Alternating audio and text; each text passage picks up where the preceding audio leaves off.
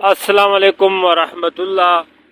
حالت جنابت یعنی ناپاکی کی حالت میں مرد و عورت کے لیے سحری کھانا اور روزہ رکھنا کیسا ہے؟ بہت ہی اہم مسئلہ ہے۔ تمام بہنوں اور بھائیوں سے گزارش ہے کہ اس ویڈیو کو آخر تک دیکھیے۔ دوستو، وقت کی قلت کے سبب اگر فوری غسل کرنا ممکن نہ ہو تو حالت جنابت میں سحری کرنا جائز ہے۔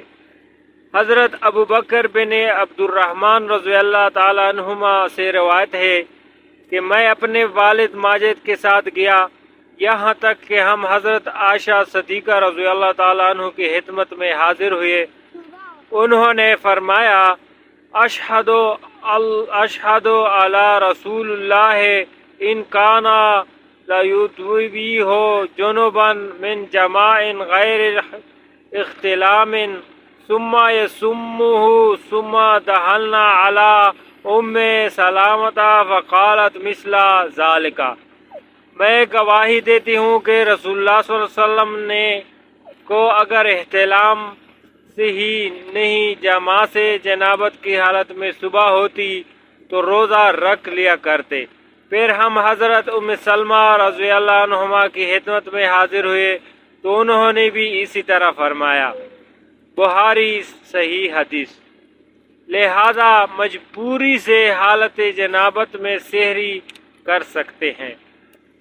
اس کے علاوہ دوستو، اگر مجنب یعنی ناپاکی صبح تک جان بوجھ کر غسل نہ کرے تو بنا پر احتیاط واجب اس کا روزہ باطل ہے، اور اگر غسل کی طاقت نہیں رکھتا یا وقت تنگ ہے تو تیمم کر لے، لیکن اگر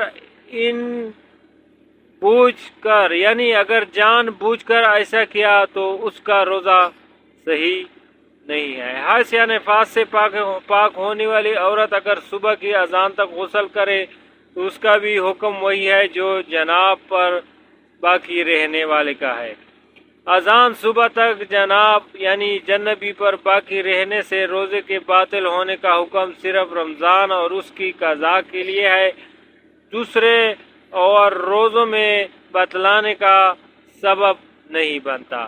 اگر ماہ رمضان میں مجنب غسل کرنا بھول جائے اور ایک یا چند دنوں کے بعد یاد آئے تو جتنی دنوں کے روزوں کے بارے میں یقین ہے کہ جنابت سے تھا ان کی قضا کرے، مگر مثلا اگر اس کو نہیں معلوم کہ 3 دن میں ناپاکی کی حالت میں تھا یا 4 دن، تو 3 روز کی قضا واجب ہے اور چوتھے دن کے روزے کی قضا احتیاط سے مستحب ہے۔ جو شخص ماہ رمضان کی رات میں غسل و تیمم کا دقت نہیں رکھتا، اگر خود کو مجنب کرے تو اس کے روزے میں اشکال ہے اور اس کو احتیاط قضا و کفارہ کو بجا لانا چاہیے۔ یہی حکم ہے۔ اگر غسل کے لیے وقت نہ ہو تو صرف تیمم کے لیے دقت رکھتا ہو، اگر یہ گمان کرتے ہوئے کہ غسل کے لیے دقت ہے اپنے کو مجنب کرے اور بعد میں پتہ چلے کہ دقت تنگ تھا تو تیمم کرے اور اس کا روزہ صحیح ہے۔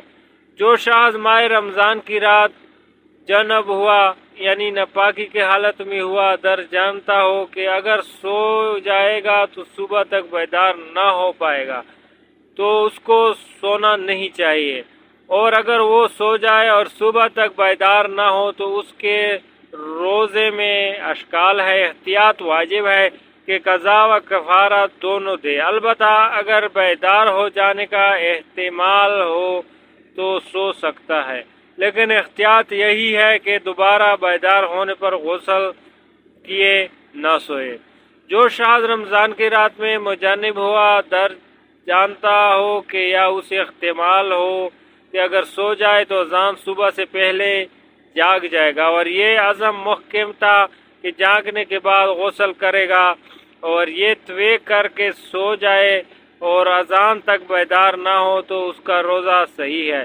لیکن اگر غسل کا ارادہ نہیں رکھتا ہو یا اسے تردد ہو کہ غسل کرے گا یا نہیں تو اس صورت میں اگر بیدار نہ ہو تو اس کے روزے میں اشکال ہے۔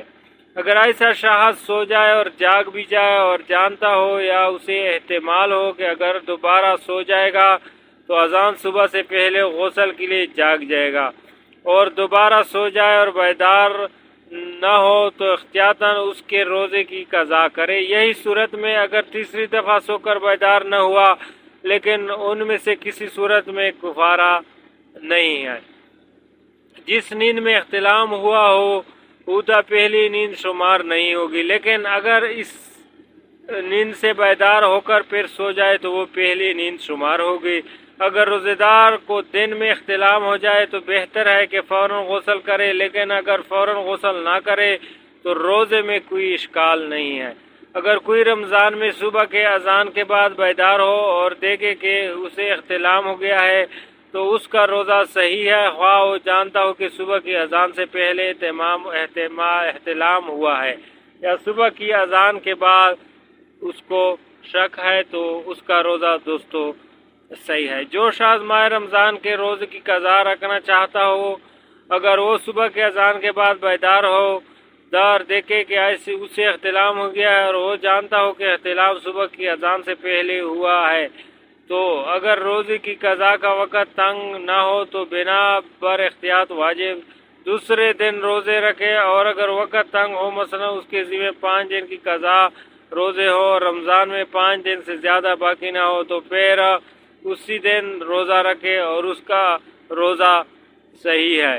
اس کے علاوہ دوستو اگر آپ لوگوں کو غسل دینے کے وقت آپ کو احتلام ہو جائے تو آپ نے کلی اور ناک میں پانی ڈالنا جو ہے وہ دن کو نہیں کرنا، بلکہ روزہ افطاری سے جس ٹائم روزہ افطار ہونے لگے اس ٹائم لازمی کرنا ہے۔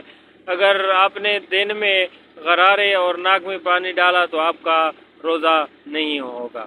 مستحاضہ عورت اپنے غسل کو احکام استحاضہ میں بیان کی گئی تفصیل کے مطابق بجلا لائے اور اس کا روزہ صحیح ہے۔